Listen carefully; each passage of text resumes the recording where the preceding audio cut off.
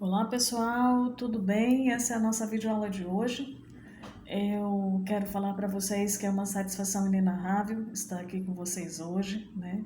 Poder voltar ao meu trabalho hoje, ficamos mais de 2 semanas distante, sem aula de história. Então estar com vocês hoje para mim é de uma satisfação sem tamanho. Quero pedir para vocês que aproveitem cada videoaula, aproveitem cada texto, aproveitem cada material que os professores mandarem para vocês, né?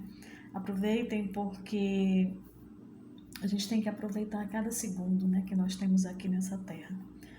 E quanto ao nosso conteúdo, hoje nós começamos o quarto bimestre. E o primeiro conteúdo que nós vamos trabalhar no quarto bimestre, a partir de hoje, é a globalização. Nós vamos falar de um conteúdo que não é novo, né? A gente respira a globalização desde a década de 90 do século passado, né?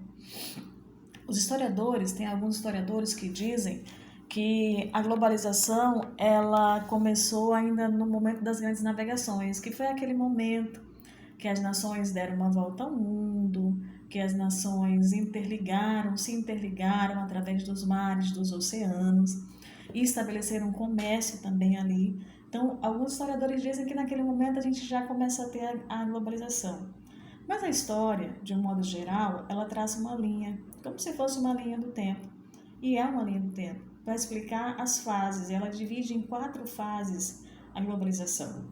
A primeira fase a primeira grande fase acontece na Revolução Industrial, na Inglaterra, né? E aí eu trago uma passagem aqui para vocês de uma obra do Eric Hobsbawm, quando ele fala na Era das Revoluções, que ele diz que as nações estavam preparadas para acontecer a Revolução Industrial, né? Ele disse que poderia ter acontecido inclusive na França, porque a França estava melhor preparada em termos de cultura. Mas a Inglaterra fez um investimento, a Inglaterra tinha tudo muito favorável, então acontece na Inglaterra. Eu abri esse parêntese só para a gente lembrar que esse foi o marco, né?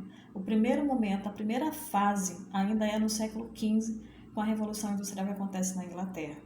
A segunda fase da globalização, ela acontece na segunda Revolução Industrial, né, como os historiadores chamam.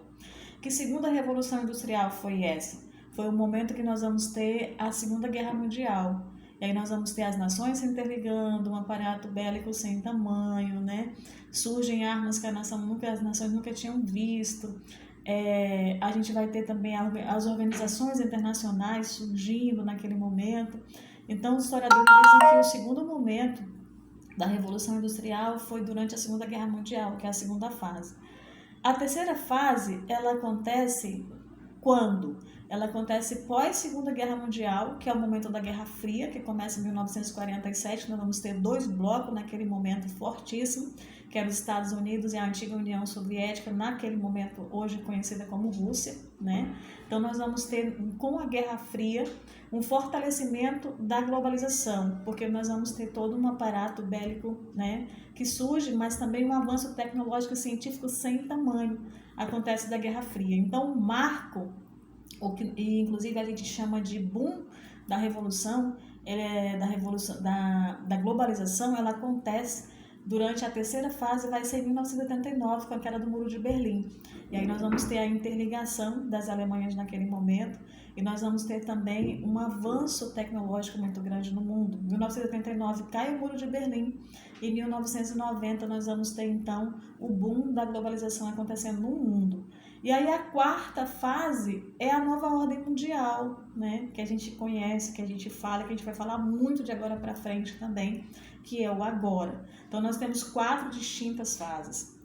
Não tem como falar de globalização hoje, né? A gente respira a globalização, a gente precisa da internet. A internet interligou, principalmente nesse momento de pandemia. A comunicação do mundo acontece através da internet, que surgiu na década de 90 do século passado.